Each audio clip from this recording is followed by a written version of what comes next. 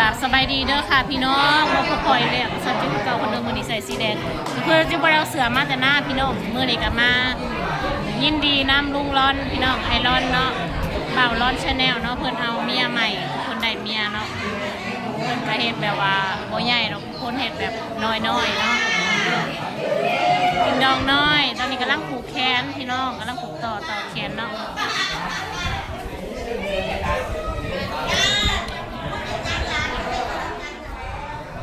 นี่อันนี้แม่นอยู่เพื่อนเมียเพื่อนเด้อพี่น้อง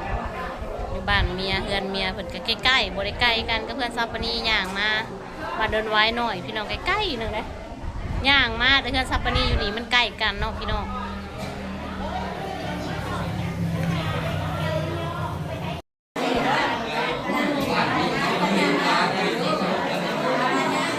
สบายดีเด้อพี่น้องสบายดีเด้อจาก FC ทุกคนมื้อนี้กับมื้อสั้นวันนี้พี่น้องลุงร่อนเอาเมียเป็นเห็ดบ่อนเดียวเห็ดอยู่เพื่อนเมียเพื่อนบ่อนเดียว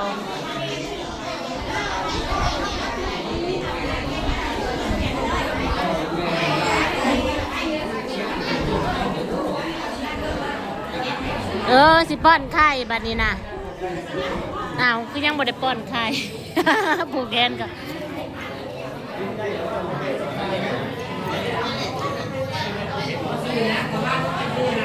ใส่เป็นหมอสื่อหมอสื่อบ่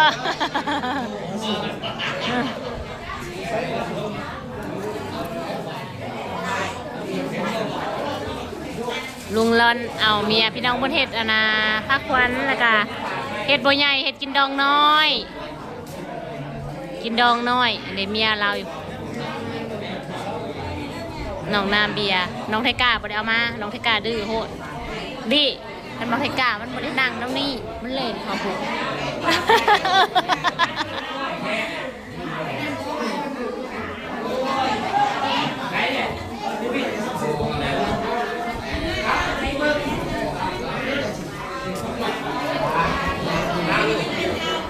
ในยังสิป้อนไข่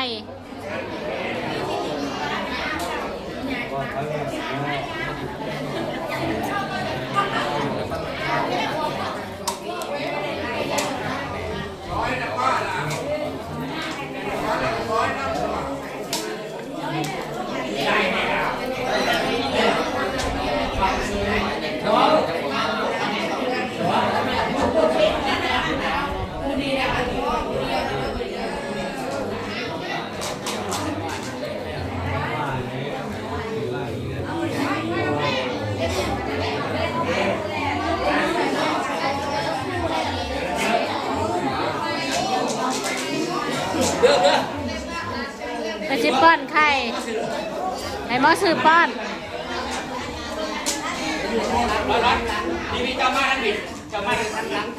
ฮะอยู่ด้านล่างเนาะหมอซื้อน่ะคนชิป้อนไข่แค่ไข่เด้อเอาหน้าเกี๊ยมน้ำนี่เด้อป้อนกินไข่แล้วนะยันแค่ขอบคุณแห้งได้อมเลยคุณบอยเปลี่ยนใจแล้วเปลี่ยนใจแค่สิเป็นจะไหนเนาะว่าจะชื่อผมว่าไปชื่อนี่แหละว่าดินหรือชื่อ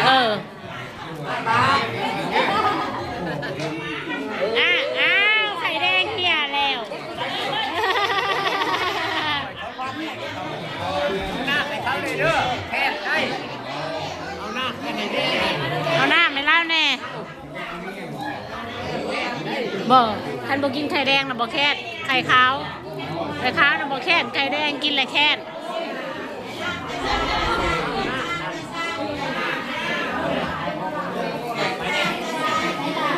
นี่ป่ะ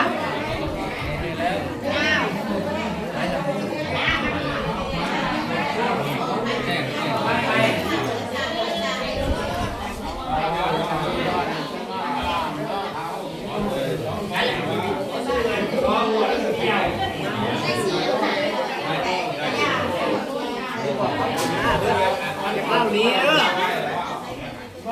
อันนั้นบทท่านแล้วเด้อถ่ายอยู่หันไปนั่งนี่นอกก็ได้พิจห้องดิ บอกแล้วไว้ ข้าวว่าควันข้าวจังน้อย ข้าวห้อง ไอ้แล้วผู้นึงได้สัตว์นี่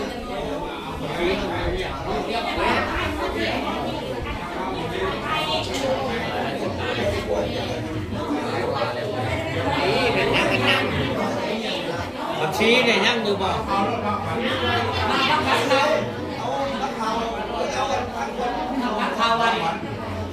ยอผักควันข้าวห้อง2 อัน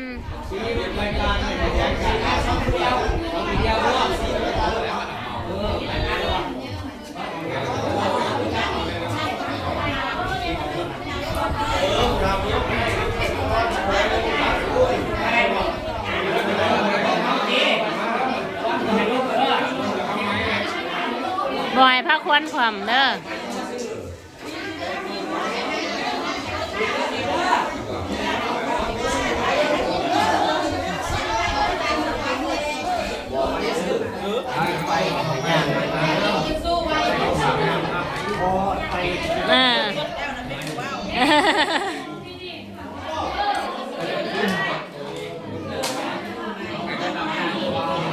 นาเบีย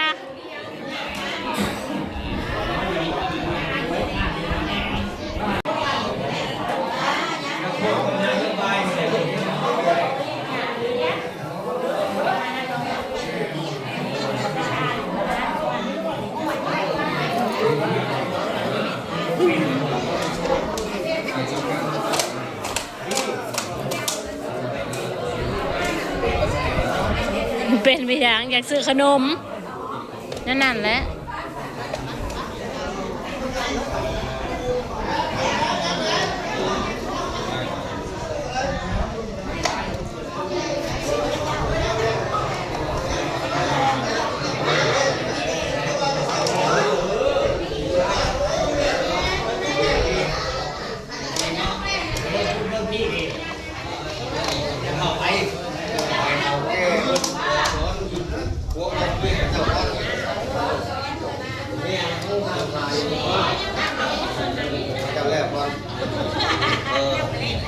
บ้านแล้ว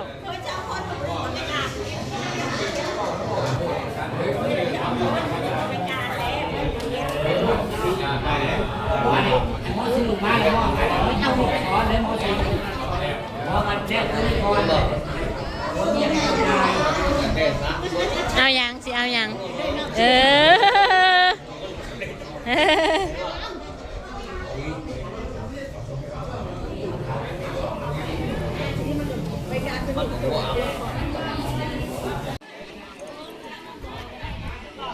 ลงมาหลุมนะพี่น้องก็จะก็กินข้าวกินน้ำ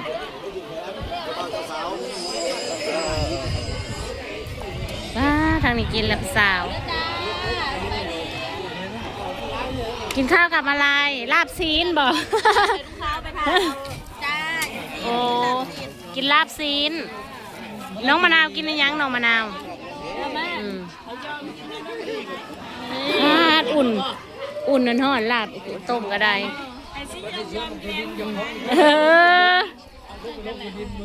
เตรียมยำกินเด้อมะนาวอย่ากินน้อยเด้อมะนาวเว้ยให้เขาหลายๆเด้อใส่อาหารหน่อยๆวะมากินข้าวพี่น้องลาบซีน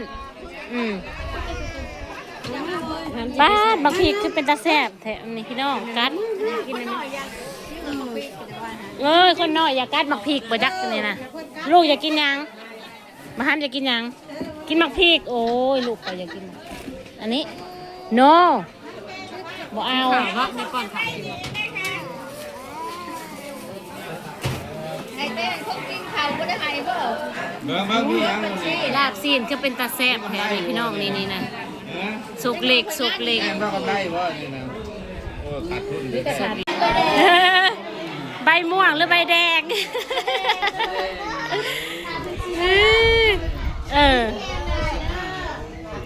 หัวเดียวเมียเดียวได้บาทนี่ล่ำรวย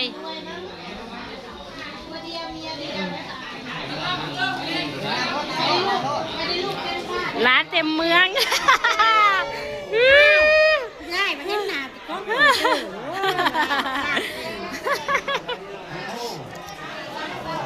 หน้า เต็มกล้องวะได้เดี๋ยวมาบางกล้อง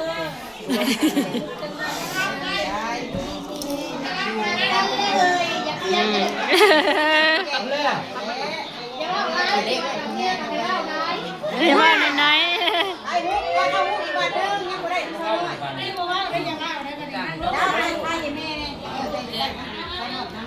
ร้อย2 คู่หล่นนี่ใช่ไหมใช่เลย พายเอาพายลุงแน่งานรวดเร็วรวดเร็วคากนะลุงรอนน่ะจับจูดโลดใช่เลยลูกกากผูกเท่าใดเนาะเด้อเจ้าเพลงไพ่เฮาบาท ไทยพูดในหูเฮากับมี อยู่ดีมีมือนี่เป็นมือสั้นวันดีแล้วหักมือแทงมือแต้งมือมันมือไม้มือได้ห่วมสุกห่วมน้ำกันทุกทิ้งทุกอย่างเลยล่ะเลย โอ้ยว่าคือได้ลูกกากนะเส้นนั้นก็เท่าแล้วจังหวะเป็นนี่